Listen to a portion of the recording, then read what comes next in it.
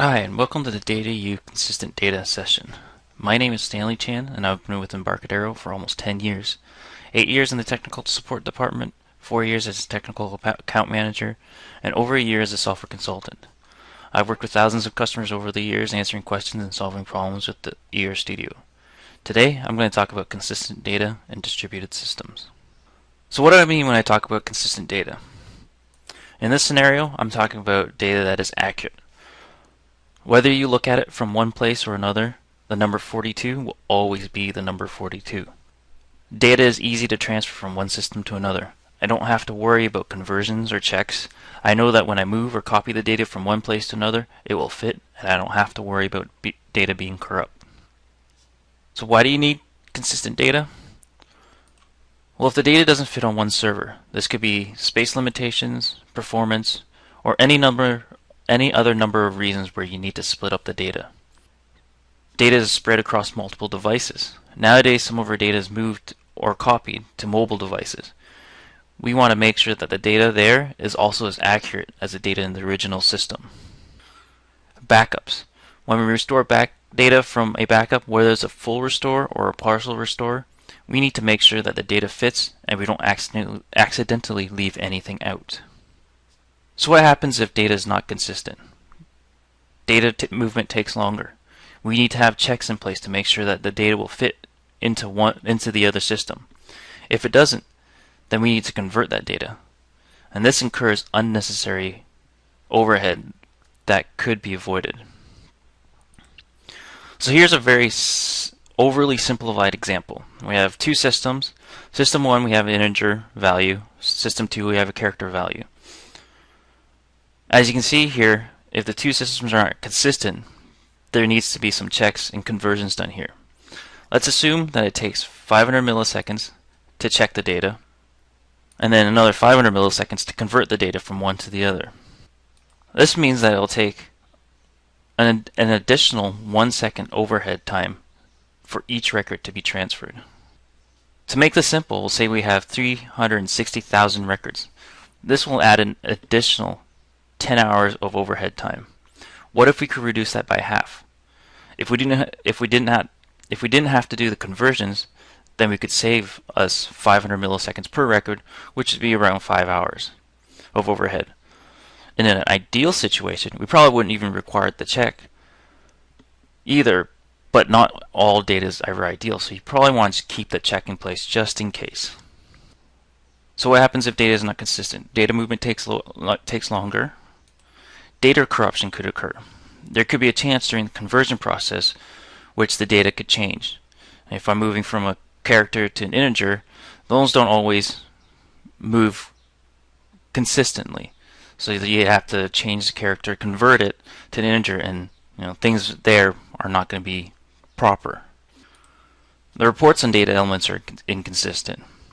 If the data doesn't fit, then you need to truncate the data, which could lead to inconsistencies in the data. So how can ER Studio help? One, we can help with keeping old versions. By keeping old versions, you'll always have something to reference back to. You'll know that the data entered.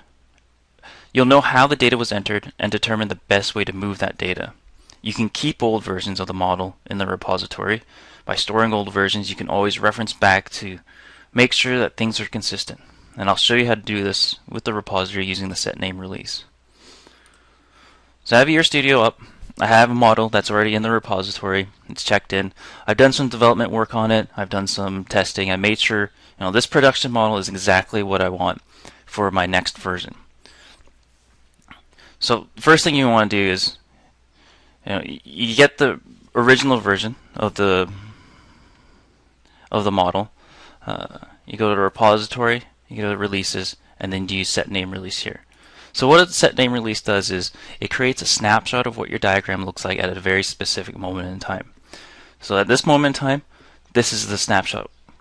What's going to happen is it's going to create the snapshot, and it'll be like a read-only version of this model. So you can look at it, you can run your compare, merge, generate DDL scripts, everything like that, but you won't be able to make any changes, which is great for versioning because you can look at it, but you won't be able to do anything. So if I expand this, I can see that I have two versions here with my GIM, my Global Investment Data Management Database. So I'm going to do short form for my diagram name and say this is version 3. So this is my production model. I'm going to create a version here. I can give my version description, maybe date it, explain what the changes are, if there are some major changes, things like that, just so you get an idea of what's happening here. So I create a name release. So there's an operation status window, what's happening. And once I've set the name release, I can then start transferring through a compare merge all of the changes that I've made in my development or in my test models. I can run them through a compare merge and merge those changes here into this new model. So now I have my old version, but what I see here now in this model would be my most up-to-date version. So if I go to repository, releases, I can do a get name release, and this will allow me to get any number of version, like older versions that I have. So I expand this GIMDB model. I know here I have version 1, 2, and 3. So I can get any one of these versions. I'll just grab version 2. Click OK here. And once I grab a named release, I can roll back my diagram to this named release. I can run a compare and merge against my current version, so I can generate reports of what the differences are and make sure the changes that I've made isn't going to break anything in my older version. So again, I can go to model. I can do compare to merge utility. That will generate a DDL script for you between this version and the latest version. I can go to repository and then releases. I can roll back my diagram to this name release. So if I've made some changes to my new production and I realized, okay, it's not what I was looking for, I can roll back my diagram to this name release. We don't delete name releases until you delete it yourself. So if I go back to my get name release, as you remember, I grabbed version 2. You'll see that we still have version 1, 2, and 3. So it's not incremental between version 1 and 2, like the differences between the two. Version 1 is a whole new snapshot. Version 2 is a whole new snapshot. So I can go back to version 1, see what the differences are between version 1 and 2, or maybe see what the differences are between 1 and 3. So I can go back any version, and the versions will always be there until I delete them. So that's how you would do it within ERStudio, to keep an old version so you have a set name release for you there. So that's keeping your old versions. You'll probably want to keep old versions of your data as well, but that's kind of out of the realm of ERStudio. ERStudio will help you keep old versions of the structure of the data model. ERStudio can also help in making sure that all data objects are consistent. You want to make sure that you minimize the number of data conversions. And to do this, you want to track the data types from one system to another and make sure that they are all the same wherever possible. You can utilize an enterprise-wide data dictionary, which makes sure that your reusable objects, including columns, are consistent. And I'll show you how to do this using the Enterprise Data Dictionary in the repository. So again, I'm coming back to my ERStudio Data Architect. There's a couple of ways to start off with your Enterprise Data Dictionary. So if you don't have one, what I recommend is if you have a database that you want to base it on, so you have a couple of columns that you are going to be using throughout different data models, what you can do is if you go to File, New, and we'll reverse engineer an existing database. So I'm just going to do a SQL Server database. It's what I have available for me. Choose my database, my owner, just use my user tables here.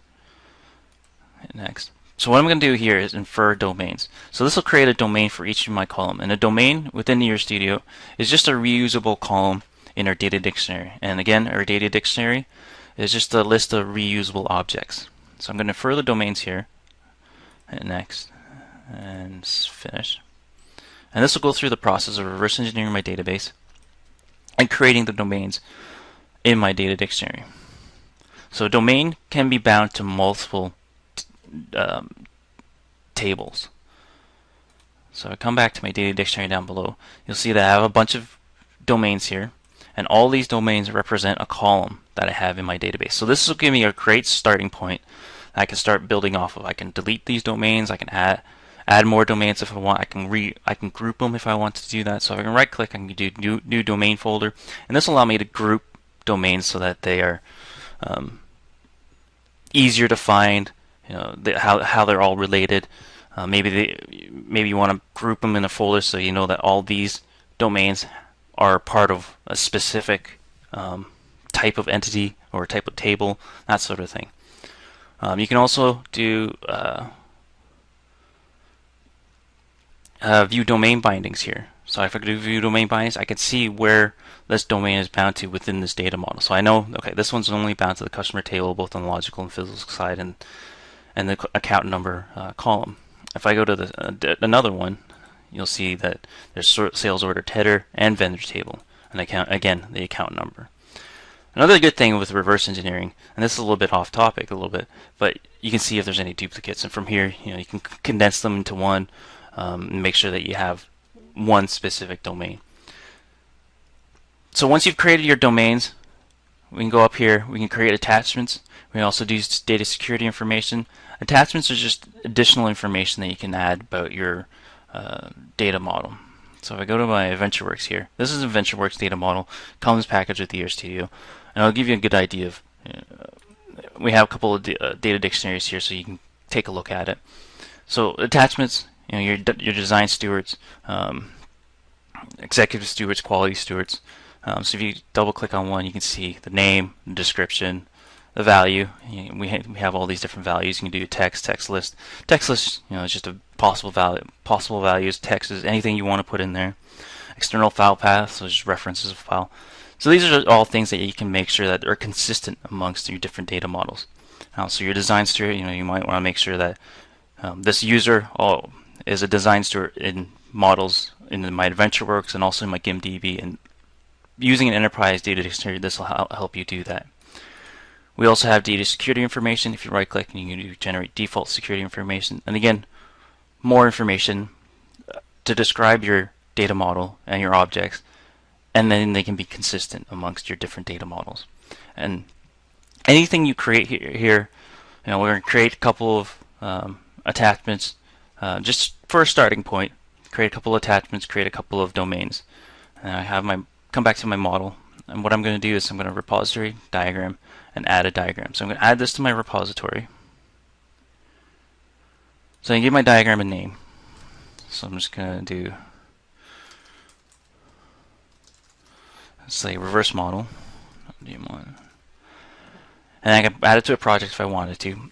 If I had any existing enterprise data dictionary, at this point I can bind my enterprise data dictionary to this model. But I'm going to show you how to promote your local data dictionary into an enterprise data dictionary. So I'm going to check this box, and this will promote my local data dictionary into an enterprise data dictionary. I give my enterprise data dictionary name, and then a description. So click OK. So now I have an enterprise data dictionary, and this is just diagram properties. So click OK, and this will add my diagram to the repository. So with your enterprise data dictionary, all objects that you create here, and if you bind it to different models, those changes will get applied to all those different models. So it's a great way just to make sure that your domain, your account number, for example, domain is consistent amongst your VentureWorks, your GimDB, my reverse engineered model here. And they're always the same. If I wanted to make a change to it, maybe add a note, definition, change the data type, I make those changes in my enterprise data dictionary, all those changes get applied to it. So if you take a look here in this model, we have two data dictionaries. The first one will always be just a local data dictionary tied to this specific model, and then we have our enterprise data dictionary, which is tied to multiple models. If I go to repository data dictionary and do enterprise data dictionary bindings, you can see all the enterprise data dictionaries that I have in this data model. If I click on one, I can see what diagram it's bound to, what file name. If I expand it, I can see all the objects that are in this data dictionary. And if I click on a specific one, I can see exactly which diagram, which model, entity table, and the attribute column. And then from here, I can export the result to a CSV file. So if I wanted to change the data type of this, I can see how it's going to impact all those different models that are bound to this that's using this enterprise data dictionary object, and make sure it's not going to break anything.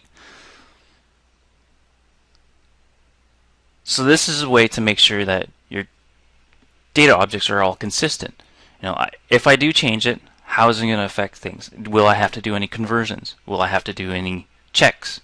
If I change it from if I just expand my data type from the width or the scale from like 10 to 20, it's probably not going to make any differences. Everything's probably still going to fit, and there's probably no any problems. But this is a way to see how it's going to affect all your different data models and how it's going to affect all those different objects. So your enterprise data dictionaries, this will help you make sure that all your data objects are consistent. And the last way ERC can help is map data movement. By mapping how your data is moving, you can see where the data is coming from and where it's going to. You can see whether the data will fit from one system to another. You can also track the transformation to make sure that the data. You can also track the transformations that may be happening to the data to make sure that the data ends up where you want it and in the way that you want it. So if I come back to the end to ER Studio and close this off, and I take a look at my AdventureWorks again.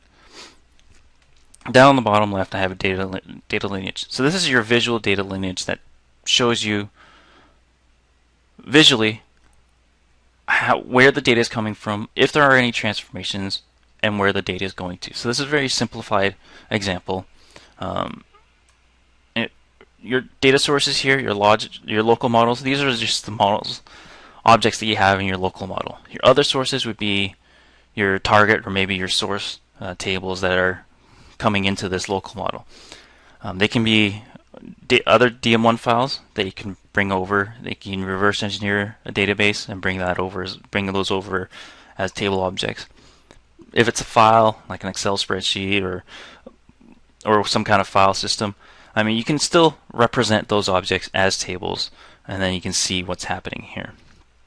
So if I go to other sources, I can import source, and you can see, this is just like a reverse engineering process. If I right click and do new source, you have the ability to have like a flat file, and have information, details, logical, some details about that, other, and you can add some connectivity properties, and so you get an idea. You can pretty much bring in anything and use it as a source, as a data source. Once you have those objects in, all you have to do is click and drag. You bring that object over, and then from here you have your transformations up here. You can create your transformations, and then you have your data stream. So you click that. So you can go from source to target, transformation to your target. And if I double click on the transformation, you get an idea of what your input columns are and what your output columns are. And then from here you can see your data types. You can make sure that the data types match between your inputs and the outputs. If they don't, then you might want to, then you have to worry about conversions. And if it's something that's in progress, then you can make sure that those data types are converted properly, so that the data will fit from the inputs and the outputs, so you don't have to worry about conversions and incurring overhead time. And then you have your definitions, which just gives you like a business definition for describing what's happening, so that everybody can read it and understand it. And then the code, which is the code itself to move the data from one to another. So this is just a very simple data lineage here. If I take a look at my the second another data flow, you can see some more details here, which is a little bit more complicated. You have a couple transformations, you have a few sources, more transformations, and then it goes into like 2 tables. So there's some differences here. And you can add more transformations, so you can make this 3 or 4 levels if you wanted to do that. So it's very simple just to create your own data flow, so you get an idea of where it's coming from and where it's going to. And with your data lineage and your enterprise data dictionary, we have the ability to go to Tools, Generate Reports. And this will allow you to generate reports on your data lineage. You can see what's happening, pass that around to your other users so they get a good idea of what's happening. If you have the web portal, the team server portion, this will be all published on a web portal, which you can pass links around, and people will be able to log in, see what the differences are, see what the transformations are, generate reports on enterprise data dictionaries and things like that. So to go back as a summary, how can ER Studio help? You can keep old versions, use the naming the set name release to keep old versions of your data model, just to make sure you have something to reference back to and make sure that the data will be able to move from one to the other without too many problems.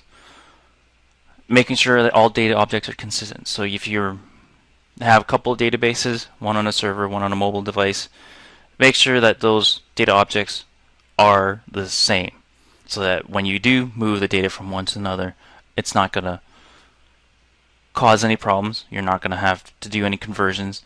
You don't have to truncate data, things like that. And make sure that all the data is the same, is accurate from your server and the mobile device. And then you map your data movement, which will help you with the previous point in making sure the data objects are consistent. You can see where the data is coming from, where it's going to. You can see what the data types are, and make sure that they're all the same. So I'd like to thank you for attending the session. Hopefully I helped you understanding how ER Studio can help you with maintaining data consistency amongst distributed systems. You can learn more about ER Studio product family here. Here's a link to that. If you have any questions, feel free to ask. Thank you again. So Jolene put a question. She said, is there anyone in the audience who doesn't know the 42 reference? And Joyce replied, hopefully everyone has read The Hitchhiker's Guide to the Galaxy by Douglas Adams, and you'll know the 42, the answer to everything in the universe.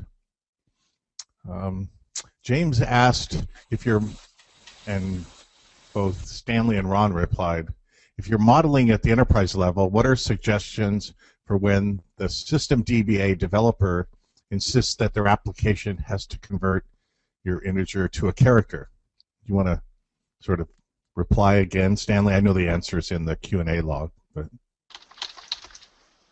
making a data type change, right? Yeah, for that one, uh-oh, maybe you have to turn off your speaker. Right, for that one, I think the best thing to do is just to get some.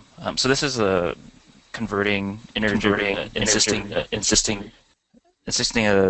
DBA developer insisting to convert your integer to character. I think you just have to more detail as to why. Stanley would ask why they need to have a database change. By better understanding the reasons, you can make a better case to not change or leave as is. Depending on the amount of data being transferred at one time, it might be a good idea to determine how long it takes to transfer the data and help you build your case for not making the change. And Ron answered, it comes down to who owns and enforces the enterprise model. The problem with who owns the enterprise model, of course, quite often comes down to, unfortunately, politics and personalities. So, it's a human question that can be very difficult to answer. There needs to be some type of governance, though, to have a decision-making process for who actually owns and enforces, what the data types will be at an enterprise level. That said, you're often going to have ERP solutions and other systems that come into play where you will have no choice but to transform the data when you're interfacing between those different systems, because all the data definitions aren't owned in-house. So the next question that shows up is from Alf, and it says, what about the data in the database when you do updates in ER Studio? Would the data in the base also be checked and versioned, or is that up to the user to back up? I think both of you answered, but Ron, maybe you can share your answer.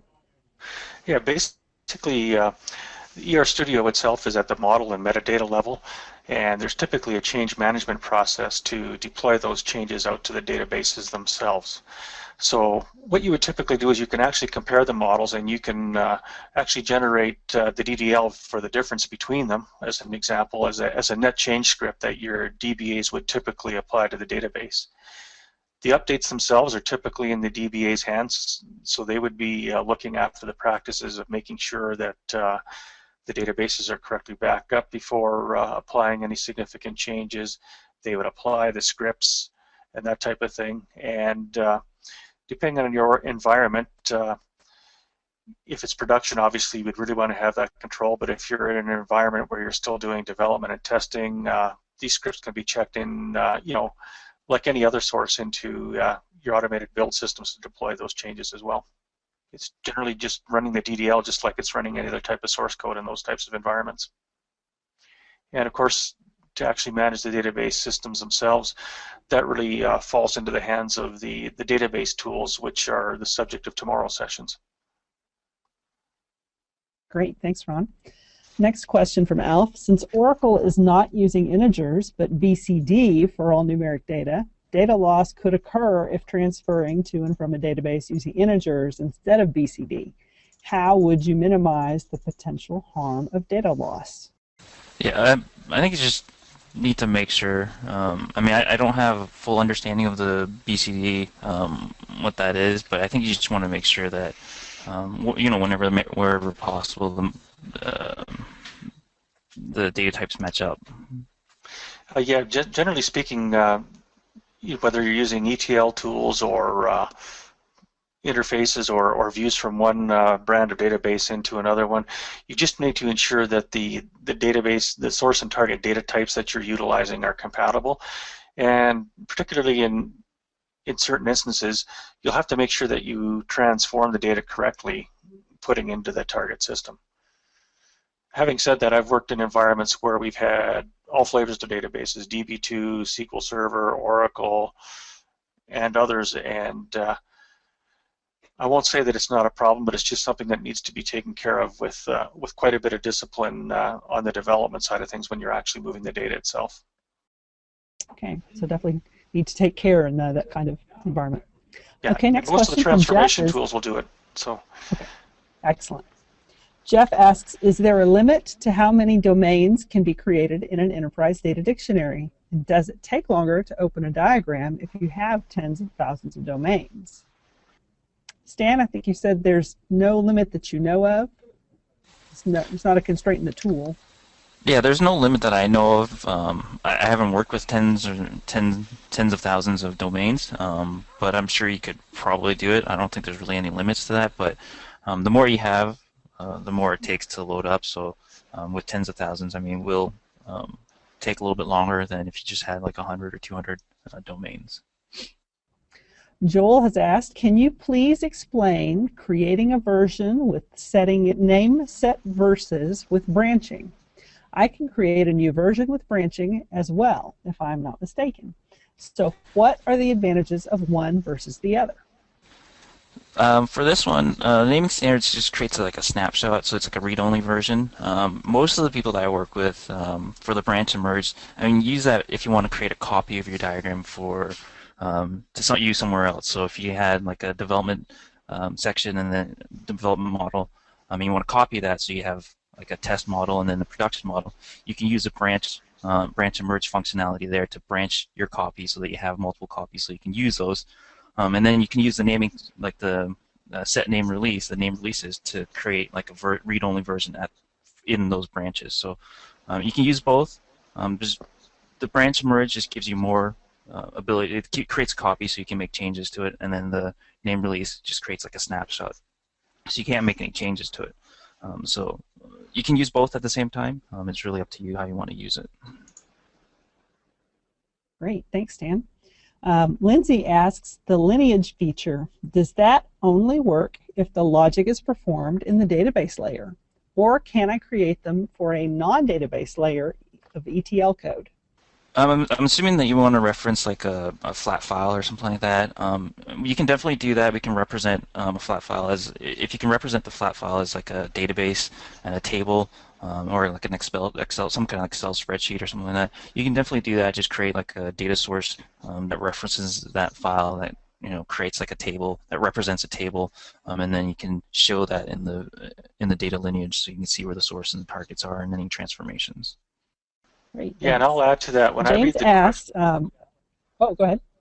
Yeah, it looks like the way the question's being asked is it's assuming that the data lineage diagram is actually generating the ETL code, which is not the case. It's the other way around. It's mapping out what the transformations look like, and you can actually tie the data lineage portion of the tool into things like SQL Server Information Services to actually pull that information into the tool to show what the ETL mappings were, but it's not pushing it forward engineering it into an actual ETL routines.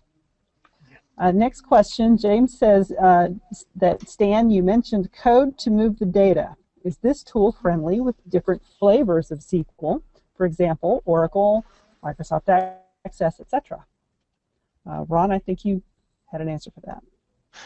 Yes, generally speaking, like the Enterprise Edition supports many of the different database platforms, Oracle, SQL Server, MySQL, and many others. But there are also licensing options for smaller database packs as well, so that way organizations don't need to have the full support for databases that they're not going to use. Yeah. But I've used it in environments with many different back-end databases with logical subject areas and different physical targets in the physical layers. Right. So the short answer is yes, ER Studio works with a variety of database offerings, and the products are available. Some of the products are available in single platform or multi-platform versions, depending on your environment. Okay, next question from Lindsay. Do the domains have a maximum length on name? Can you enforce such business rules? There is no limit that I know of. So I don't think there is a limit. To enforce that, I think for the domain name itself, I mean, you could probably create a macro that allow you to enforce that just to check on the length and stuff like that. As for other checks, I'm not sure. I'd have to look into that. All right, thanks, Stan. The next question from Cheryl is, does the mapping of the data movement generate ETL code as well for that mapping? Yeah, that was covered in my earlier answers, that it doesn't forward engineer and actually generate the ETL code, but it will reverse engineer ETL like SSIS to actually help you create the diagrams in the tool. Okay, from the ETL. Okay. All right, so the next question from Tariq is, lineage information is normally part of ETL tools such as Informatica. How can we keep the information consistent between Informatica and ER Studio? Ron, is that an area where our MetaWizard bridges comes in handy? I'm not sure if the MetaWizard actually works in those with that particular platform, so we're going to have to look into that one. Okay. Oh, you got it. Okay.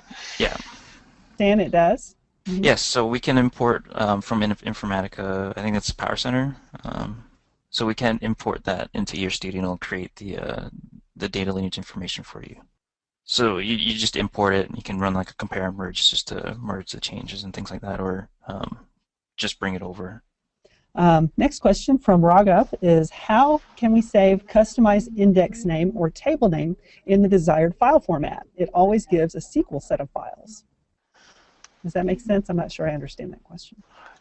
Yeah, I'm having a little trouble understanding it as well, because of course if you actually have the indexes and table names in your physical layer of the model, it will utilize those when it's generating DDL. I'm wondering if it's relating to the fact that when you generate the DDL, it makes it a .SQL script that comes out of the tool. But you could rename the extensions if you needed to. All right, thank you. Next question from Jolene is, what is actually meant by the term domain? So in ER Studio, a domain is just a reusable column.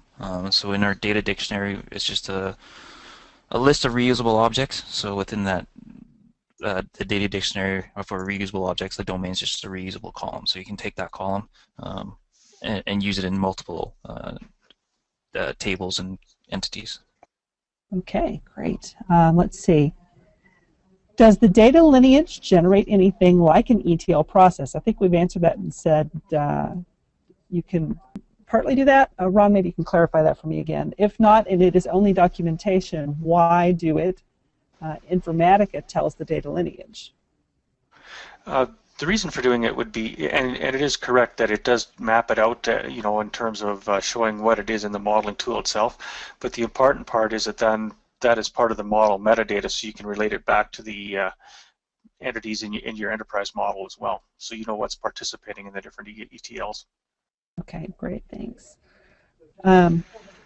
Cart has asked, storing multiple versions of models make the repository huge and unwieldy. What is the recommended best practice? So I think for this, we don't, for the repository, I mean, we don't create a version every time you check in some changes. So those versions are created every time you do a set name release. So it's really just setting your name release and then making sure you don't exceed like a certain amount, and then you can always delete them whenever you want to. I have worked with customers who create macros that will go through the process of setting a name release every, like on a weekly basis, maybe on a monthly basis, and then just deleting a version if it gets, you know, to a certain amount of time. Okay, so that would be some manual control in terms of age of models, that type of thing. Yeah. Okay. All right. Jolene sent a clarifying question. Is the term data intended to refer to data sources? Sorry, is the term domain intended to refer to data sources? They use the term domain to refer to the sort of data stored in columns. A domain would be text, integer, code, etc. An organization with thousands of domains is a very scary thought. I can take that one if you like. Yeah, the more common term for text integer is typically data types. Domains are typically more specific than that. For example, you might have a domain called address line. So anywhere that you're using addresses, if you reference those columns to an underlying domain of address line, then you would ensure that your data type was consistent across all the different places that you were using it. Okay, great. Jolene also asked, can we use ER Studio to model and reference the golden records for enterprise data? I'm not sure what gold is. That like your gold model, basically? Or? Yeah, your gold copy. And what that really ties into is knowing you can use ER Studio for it, and there are multiple approaches to do that.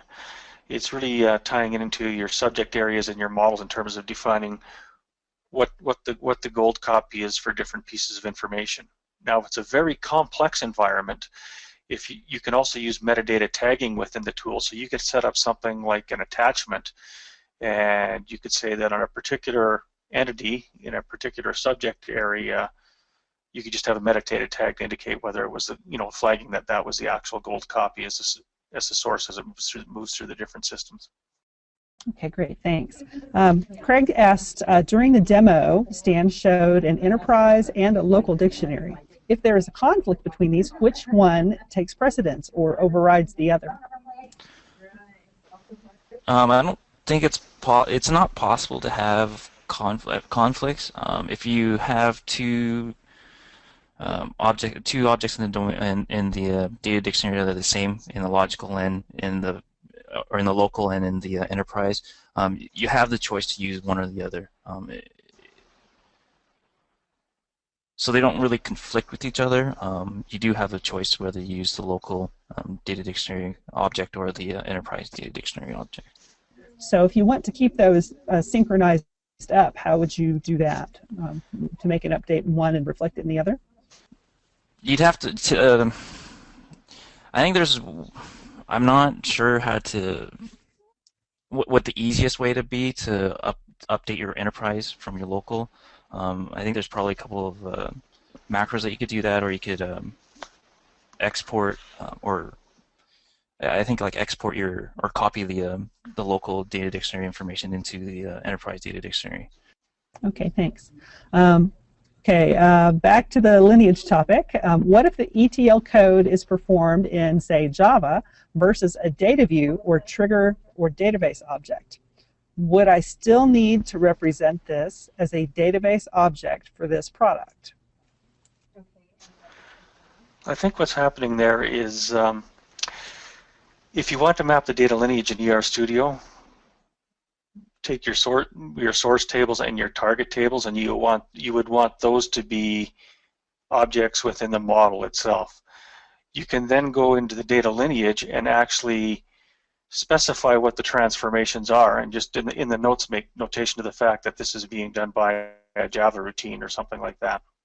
The Java routine or ETL code itself is not represented in the model other than just in the transformation mappings. The implementation doesn't really matter for that. Okay, great. Charles asked, can you reverse engineer the ETL lineage from Oracle, PL, or SQL procedures? Not to my knowledge. Okay. Yeah,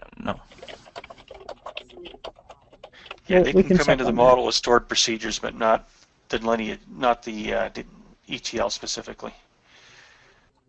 Okay, so this is not supported then? No. Okay. All right, next question from Mark. Further to the data lineage question, a lot of questions on data lineage. Could this data lineage be used to represent the mapping through XML type objects? I think, again, I mean, if you can represent that XML as a table, you can, if I'm understanding the question correctly, if you can represent the XML as an object, a database object, you can definitely map that. Okay. What about NoSQL databases and Hadoop? Yes, we can import the Hadoop through the MetaWizard. I think the NoSQL ones are coming up, if I'm not mistaken. Okay. Would you briefly explain the functionality of the universal mapping function in ERStudio? ERStudio does not show all bindings to the Enterprise Data Dictionary if only one diagram is displayed. So is the universal mapping the solution to take care of that? If I'm understanding, so you just want to show all the bindings to the Enterprise Data Dictionary. To do that, I think I showed that in the demo. If you go to the Enterprise Data Dictionary binding section, you'll see all the Enterprise Data Dictionaries that you have, and you select specific objects within the Enterprise Data Dictionary. You'll be able to see which diagram and object it's bound to, and then you can always export that as well. I can add to that as well, Joy. The actual universal mappings, and actually I addressed this a little bit later in my presentation later on today as well, is particularly in environments where you've got a multiple back-end databases and systems that you're representing and pulling into an enterprise model. I found the universal mappings to be extremely important because, for instance, employee may be or employee name may be EMPL_NAM in one database. It may be something else in another database. And when you have those models in there, you can actually use the universal mappings to link them together. So that way, that will show you once you've gone through that universal mapping exercise, it will show you all the different manifestations of that attribute or concept. Okay, thanks, Ron. Next question from Devora. Does it reverse engineer DTS packages, the older version of SSIS? I'd have to look into that. I don't believe so. I think we only support SSIS 2005 to 2012, so version 9 to 11. Okay, we can follow up on that one then. What about documenting MDM type solutions with third-party applications and various DB platforms? I would need a little more to see what they're driving on in that particular question. Okay, Jill, maybe you can ask again and give us a little bit more detail to work with. Palani Kumar has asked, does ERStudio have connectors for all major vendors like Teradata, SAP, IBM tool suites? I believe our MetaWizard tool covers that, all those. The Teradata you can connect through ODBC connections. With the SAP, IBM tool suites, that's all through the MetaWizard. Okay, Mark has asked, boy, a long question. This question relates to consistency when a large model is split into multiple files or DM1s. Rather than having one huge model, we would like to isolate our master data entities to a separate MD model DM1 that all the other models could reference. Kind of like having a virtual entity that links back to the MD object in the MD model DM1. We would prefer not to copy those MD entities to the other diagrams where they're used, as they could get out of sync and would otherwise require a mechanism to keep it in sync. What method would accomplish this, and how could consistency of the MD entity be ensured if it is used in several model files? There are multiple approaches. One would be to have a model, for those master data objects, like he says, but then you could copy them into the other models for reference, but then you'd want to make sure that you're syncing across those different models. I think what he's really looking for is an absolute true virtualization of that, which is a little more difficult. Another way around it, there's various different ways to approach this, but if you want all of the attributes and everything reflected in all the different models that it's using, then the way would be to maintain a master model and actually synchronize those into the other models. Otherwise, you could just represent them conceptually, like as a conceptual entity, and then through the universal mappings, you could tie them back and say these are all the manifestations of that concept. But to use them, you're going to have to replicate them, because I'm assuming you would want to reference them with relationships and have the foreign keys and everything propagate into the referenced entities as well. Okay, I captured a little bit of that in the response, but maybe you could elaborate more in the official Q&A answers. That would actually take a really, that's a subject that'd be a pretty discussion. Pretty good discussion. Yeah. And we would be happy to set up some time with you, Mark, if we wanted to do a more detailed discussion one-on-one on that type of topic. Okay, Janet has commented that she would never expect there to be thousands of domains for an enterprise. So does that come back to the difference between a domain and a data type? I would think so. Yeah. It depends on the amount of rigor that you really want to enforce with those domains. I've been in huge development projects where we were very rigorous about that, and we wanted to make sure that we set up the domains first, and any tables, and again I'll use the address example or even name examples or whatever, it would reference back to those domains so that we guaranteed absolute consistency in the data types. Mark had another question. Can data lineage be exported to a source to target two-dimensional workbook? It would be handy if some analysts could have the data lineage available in a workbook instead of having to navigate through the RStudio GUI. Yeah, we have a couple of macros that allow you to export the data lineage into like a Excel spreadsheet. Ray says, I have 3,700 domains in my repository and have never had a problem with opening models. So I think that goes back to the question earlier of, would you have a performance issue? And sounds like he's not having one at all, so that's great. Yep.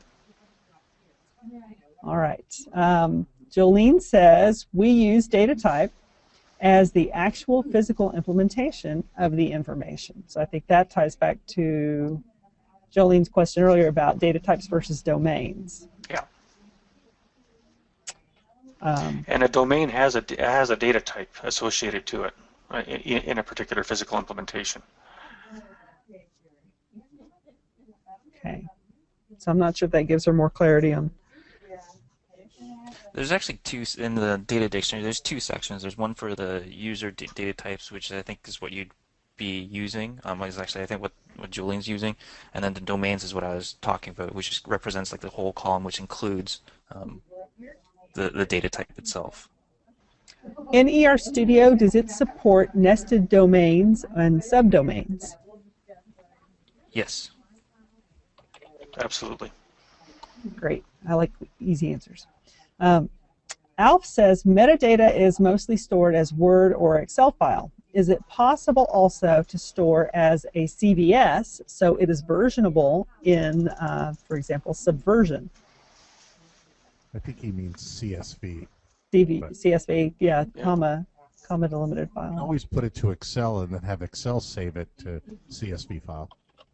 Okay. And just a note, Joyce and everyone, we're coming up at the top of the hour, but there's only a couple questions left. So. Okay, let's see if we can finish these last couple of questions. No break this time. Can XSDs be used as data sources? Through the MetaWizard, you can import XSD, so you can bring the XSD right into Data Architect. Do we have any plans of creating a separate session only on data lineage? Vijay, that is something we can certainly follow up with you on. We have one of our software consultants that can do a demo specifically for you or address other questions that you might have, but I don't think we have a topic planned for this particular conference this time. Okay, is data mapping equivalent to universal mapping? If we're talking about the mapping depicted in the lineage diagrams, no, universal mapping is yet another technique within the model. And the last question I show is, does Embarcadero have a standard set of domains that can be the starting point for my enterprise model? Would those be available in our UDMs? Some of the UDMs have them. If you take a look at our sample models as well, that's packaged with the ERCD, we have a couple of sample models with data dictionaries that kind of start you off as well. I think the AdventureWorks and the GIMP DM1 files, I think those ones are probably a good starting point. Yeah, and the ones you want may, there's some factor of being industry specific as well. So depending on the industry you're in, that there may be a certain set that you want to make sure that you have set up as well. All right, I think that wraps us up for this session. Thank you so much.